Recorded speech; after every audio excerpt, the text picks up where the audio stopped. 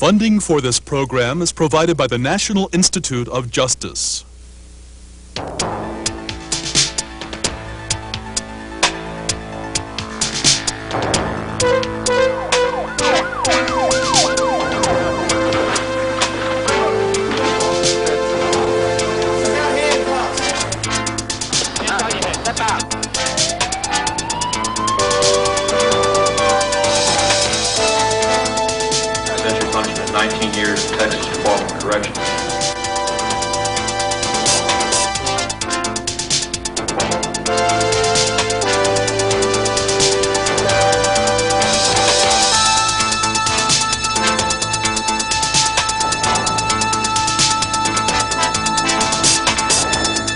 Hello, I'm James Wilson. People who steal are usually poor and unemployed. People in prison are usually poor and unemployed. It is only natural to think, therefore, that if we could just reduce poverty and unemployment, we could reduce crime. And that may be true. But so far, scholars have not been able to prove that unemployment causes crime, and society has not found it easy to devise programs that reduce crime by providing jobs. This is what happened to the unemployment rate since 1960. It dropped steadily in the 60s, then rose from time to time in the 1970s. This is what happened to the murder rate since 1960, and this is what happened to the robbery rate during the same period. What this shows is that crime was rising rapidly in the 1960s, at the same time unemployment was falling, and crime leveled off in the late 1970s when unemployment was rising. This may not be the whole story, however. Professor Philip Cook has studied the connection between crime and the economy. Phil, let me ask you, is there any real connection between general economic conditions and the crime rate? Well, I believe there is for some types of crime, and so that I'll give a typical academic answer, it depends. First of all, I'd say that for the crime of homicide, there is no detectable link or relationship between the business cycle on the one hand and the homicide rate on the other. It just appears that the homicide rate, for whatever reason, is immune to business conditions. On the other hand, there's the crimes of burglary and robbery, the typical street crimes, are fairly sensitive to the boom and bust cycle that we've experienced. You say they're fairly sensitive, and people might understand that as a plausible connection, but how much of the changes in the burglary rate or the robbery rate can we attribute to changes in economic conditions? Well, by my estimates, I've found that over the last 50 years, you can expect to see that during a recession, you'll get about a 6% increase in burglary, maybe a 9% increase in robbery over what you would have had otherwise. But that doesn't add up to very much compared to the enormous increase in robbery and burglary that occurred, for example, between 1965 and 1975. So this huge increase in burglary and robbery has to have been caused by many other factors, that the economic conditions could only have been one, and possibly only a minor part of it. Is that a fair summary? That certainly is a fair summary, yes. Are there any crimes that increase during times of prosperity? Well, my own work suggests that auto theft increases during times of prosperity. It appears to be a highly professional crime these days, and it simply pays better during boom times than it does during recessions. That would be my explanation anyway. It's certainly clear enough that it does increase during good times. Does it make sense for society to embrace as a crime reduction strategy a major effort to drive down the unemployment rate, even at the risk of some increase in inflation? Is that a sound strategy? I think that there are that there is no evidence that suggests that the crime issue should be one of the leading issues in that debate. Of course, the debate goes on all of the time, and there are powerful concerns about how we should be managing the economy that have to do simply with the welfare of the public. And the crime issue appears to me to be a minor one. So we have a complex relationship between the economy and crime. It's not an easy one to understand, and it may not account for enough of the crime problem, so that crime reduction probably shouldn't be the major reason for dealing with economic uncertainty and recession. Well, let's take a closer look at this by focusing on people who are actually unemployed and who have actually been criminals, to see if providing jobs to delinquents and ex-convicts would reduce the crime rate. The Manpower Demonstration Research Corporation sponsored supported work projects in various cities. People were paid to come in off the streets to classrooms where they were taught basic job finding and job holding skills, often by ex-offenders with whom they could identify. They were offered jobs at the end of the program. Now, to find out if the program worked, these dropouts and ex-convicts were randomly assigned by the flip of a coin to either a supported work project or life on the street. They were followed for many months and their crime rates measured. The result, being in the program had no effect on the number of crimes they committed after they left it. But the efforts to reduce crime by supplying jobs continue. One such new program is the Neighborhood Work Project in New York City. These men renovating a broken-down building in Harlem all have one thing in common. They have recently been released from jail or prison. They are part of the Neighborhood Work Project, started in 1978 by the Vera Institute of New York City.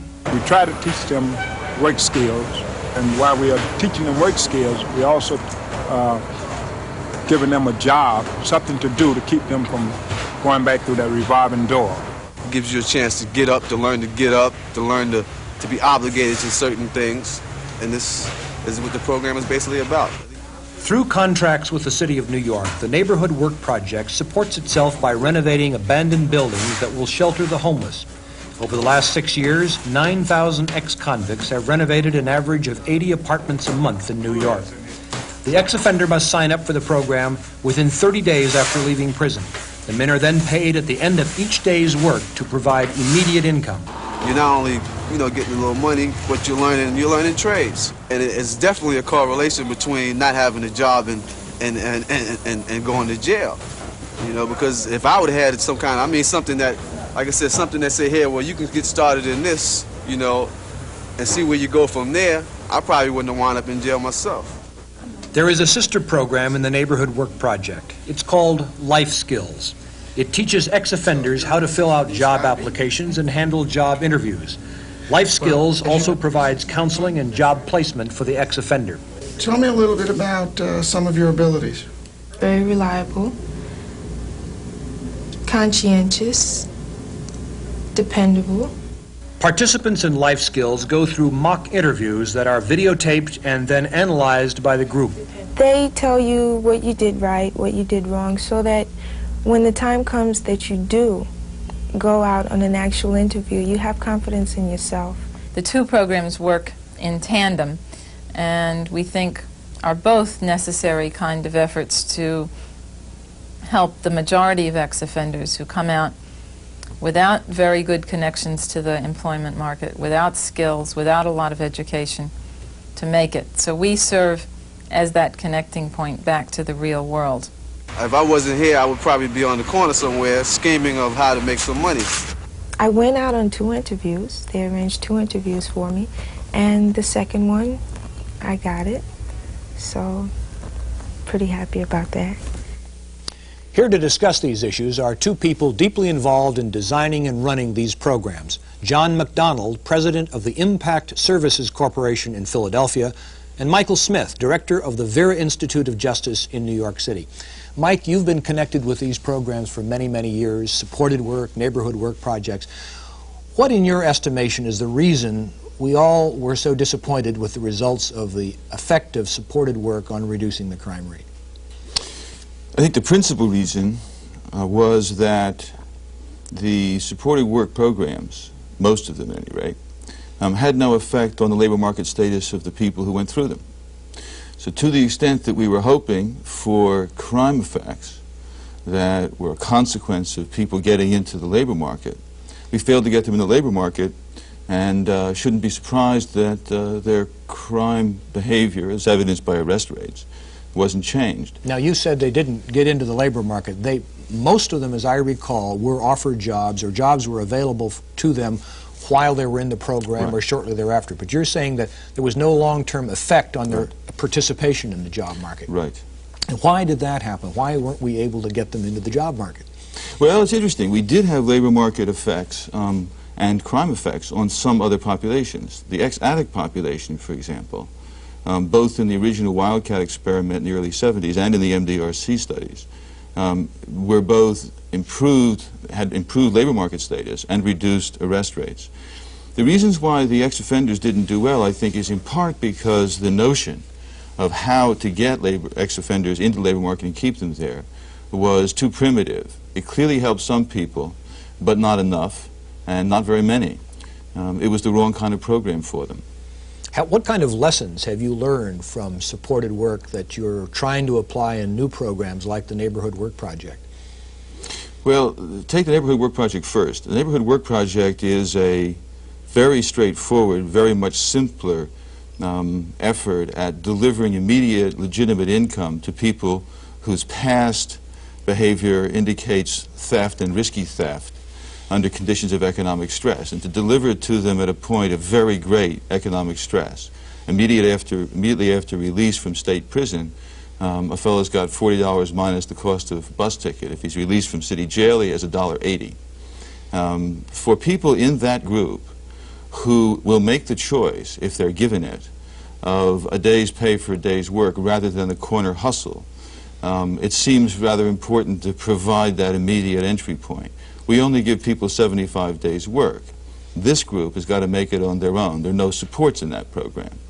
And I suppose one significant finding out of it at this point, though we haven't done yet any controlled research on crime effects, is simply that the demand for very bad jobs under very bad conditions is very great among that population.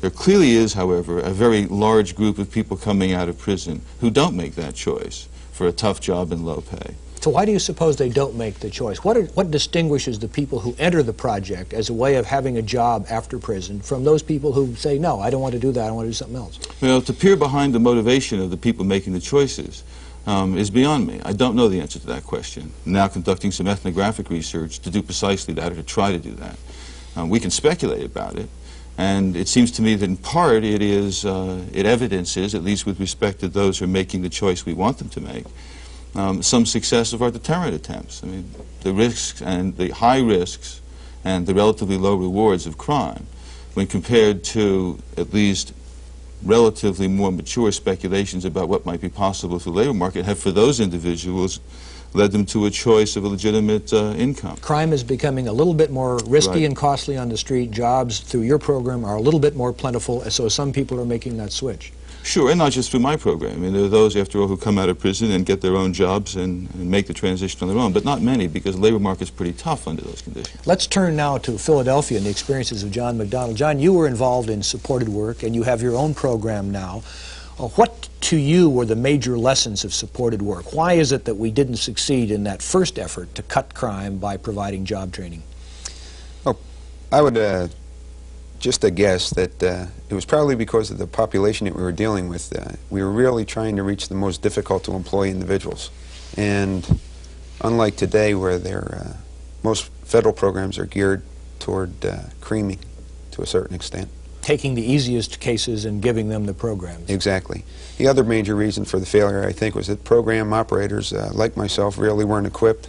At the time, we felt we had the answers as to how to operate a program, but it was far more difficult than we ever imagined. What are you doing now that's different from what you used to do as a way of providing jobs to these people? Experience, I guess, is a good teacher. You really have to draw on all your experiences, your failures as well as your successes, in an effort to try and present a program to folks that's real. And we try and keep it very simple. Run activities that are designed to show life skills, show the importance of life skills. Give me a concrete example. Suppose I'm a high school student and I'm in trouble and I'm dropping out of school and I come to your program. What do you do for me or to me that's in an effort to change me? As I said, first off, you try and establish some rapport with the youngster. Many times they don't have very much in the way of credibility from the standpoint of a teacher-student relationship. They don't think much of teachers. They maybe don't think much of parents. So you try and establish a little credibility with the staff. And then essentially what you do is you try and build on goals. Try and help them establish some goals for themselves. Try and make them real. Try and keep them simple. For example, if someone comes in and says they want to become a doctor, you know it's probably not very realistic. So you have to bring their aspirations down. Bring them back down to something that's real. And then set up a program as to how they're going to get themselves to that particular point. The key to the whole matter, frankly, is just getting the individual to a point in their life where they want to do something for themselves. And then provide the tools that let them do that. You're trying, in a sense, to create self-esteem or a sense of competence among these persons so that they can make decisions in a realistic way. What is it that they need to have done for them or to them that will build a sense of self-esteem, a belief that they can control to some extent their own fate? Okay, one of the earliest things that can be done, I guess, is to have someone recognize that they have value in their own right, and, for example, that they can learn or they can work. It's a lot easier, and probably the strongest lesson that we did learn from Support at Work was that it was easier to help someone move from, let's say, a 3rd grade reading level to a 4th grade reading level and build some sense of accomplishment in that individual than it was to take someone that has never ever worked in their life and get them into the workforce and believe that they were going to do a good job at that. Are you trying to keep the kids in school or improving in school as part of your program? Working with the kids that happen to be in school, yes, very definitely, to get them to recognize the importance of their education and what it will do for them and how they can go use that education later on in life. Do you have any evidence yet as to whether this program is working, is making a difference in getting jobs or making a difference in cutting crime? It's certainly making a difference in the fact that the kids are staying in school. If they stay in school, there's less time to get themselves into some other trouble. So you're optimistic it may have an effect on the crime rate, but you don't know it yet? I don't have an answer to that, no. Phil, let me ask you, you've heard from 2 people who have done some rather imaginative things in trying to deliver services at the neighborhood or individual level. Is this the way public policy ought to move, rather than worrying about the general economic conditions, target resources on specific people living in specific places?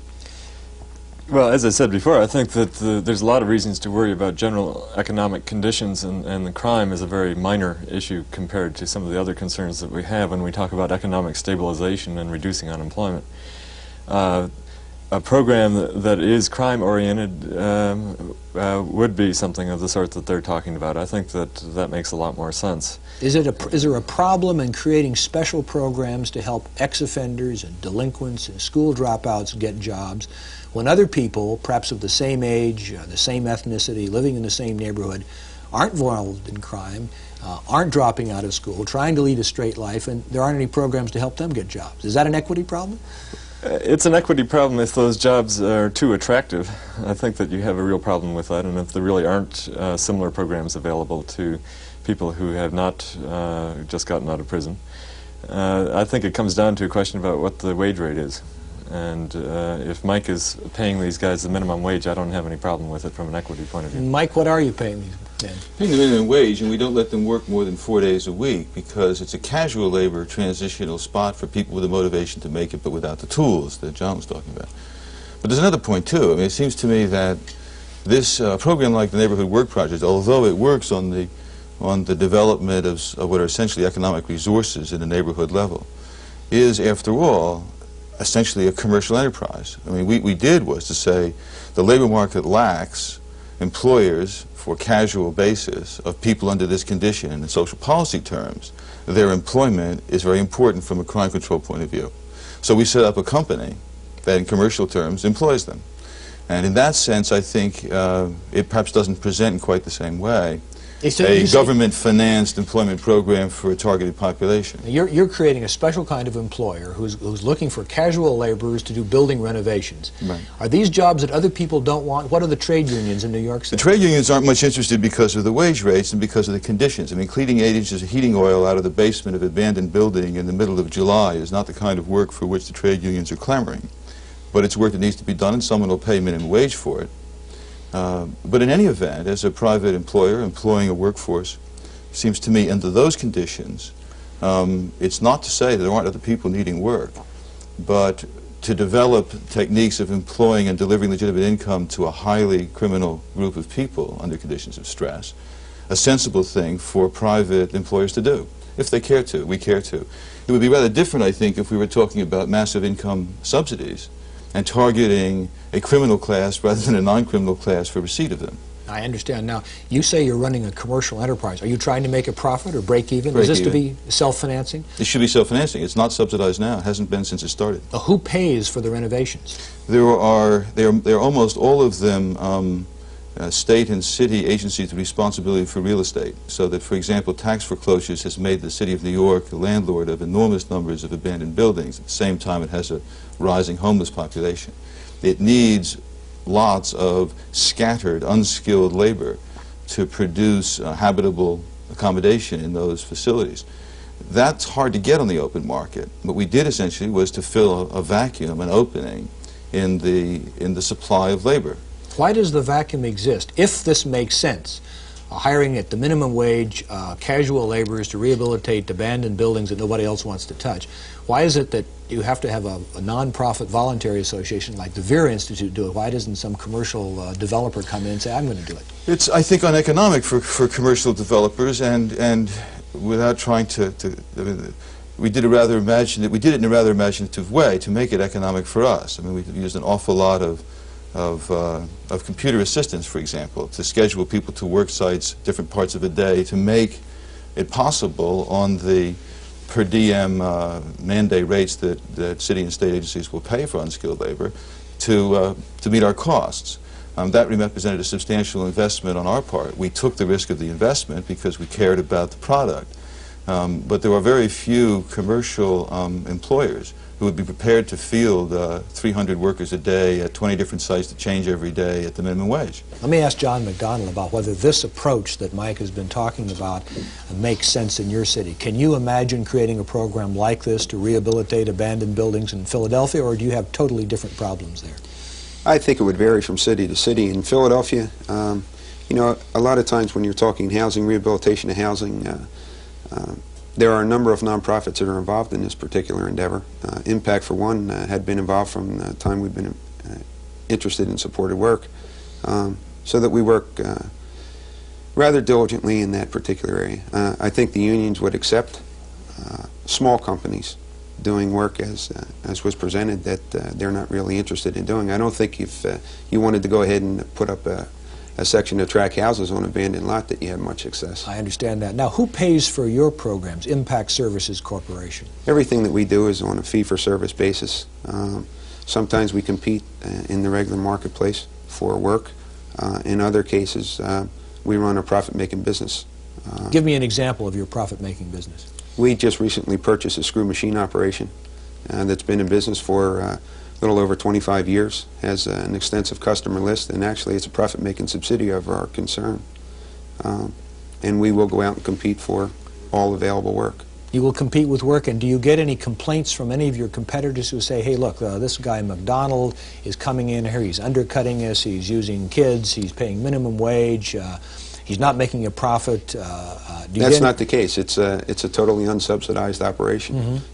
It is a profit-making subsidiary. It is, and it's something that coincides with the federal market today, where they like to see some ties between profit-making concerns and nonprofit. Do you pay taxes? Oh, yes. So that you are in business. The only difference is that you are drawing your labor market from among young persons and other people who have problems, and you're trying to provide them with some special support to work in the labor market. The way we work with potential problem kids would be through co-op programs with the Voc Tech schools. And, you know, not unlike any other economic, you know, commercial concern that has been providing workplaces for kids for years. Are you becoming sufficiently successful so that other firms are going to try to enter the market and compete with you and say, we're going to help these vocationally troubled kids as well? Small concern. Small concern. 15 employees I don't think is enough to interest anybody. So you have 15 employees. That's what we hope to go up to, yes. I see. How many employees do you have now? Right now, 4. Well, let me ask both of you then, how do you generalize such a program? Or maybe, Phil, you have some ideas. We have 2 cities, a relatively modest program in New York, excuse me, but a tiny program given this corporation in Philadelphia, and yet we have hundreds of thousands of young persons on street corners around the country. What should be a national strategy? Phil, do you have any idea? Well, I guess I would start by thinking about the minimum wage and seeing whether there shouldn't be some exemptions to the minimum wage or a reduction for certain categories of people, such as teenagers, so that jobs will be more readily available to those people that would otherwise simply not be employable. Do you think having a minimum wage, which as I recall is now $3.35 an hour approximately, yes, right, is discouraging private employers from hiring persons they would otherwise hire? Yes, I think that a lot of the people that are in trouble with the law also have poor education, poor job skills, just the kind of people that are going through the programs that we've been talking about. And that it is difficult for the employers to justify hiring them at the minimum wage, but perhaps at a lower rate they would be willing to take a chance. Now, this is something the unions would criticize. They would not be enthusiastic about seeing a cut in the minimum wage. Is that right? I think that that's right. It would be quite a political fight, and we've seen that already. There have been, of course, proposals around to exempt teenagers or to have a special minimum wage for teenagers. And it would probably become a more brutal fight if you also started exempting people who were, for example, released offenders. Mike, we've been talking about helping ex-offenders. These are grown men, and John has been talking about helping people in school, but still teenagers. Yet as you drive through big cities, you see very young persons hanging out on street corners in areas where work doesn't seem to be profitable. Most of them big money people tend to be drug dealers or pimps. And a lot of people have no money at all. Is there any way to reach deeply into the ghettos and help people very early before they form their impressions of the job market, before they form or acquire experiences with the job market? That's a question after which I am in hot pursuit, though I have a feeling it's a long course. My answers are several. It seems to me, first of all, that we have to recognize that in most communities, crime opportunities are presented before labor market opportunities are. And in most communities, adolescents make some exploration of both of those markets of opportunity. Often at a very young age. Often at a very young age. And so that if we set ourselves the task of devising policy that will produce rewarding labor market experiences for adolescents before they have exposure to the crime opportunities, I think we're mistaken. That the opportunities for crime are bound, and in some communities they are in great abundance. The perceived risk of apprehension from engaging in criminal activities, particularly among young adolescents, is very low, something that Phil's written very persuasively about. Part of our social policy has to be to significantly increase the perceived risk of apprehension there, so as to shorten the duration of those explorations and to reduce the depth of risk that teenagers will take for income objectives through crime. In other words, we need a balanced program. We have Right. to deal with the profitability of crime at the same time we're dealing with the unprofitability of jobs. On the other side, I'm afraid we have to cut away. Thank you for joining me, gentlemen. Thank you for watching, ladies and gentlemen. For Crime File, I'm James Wilson.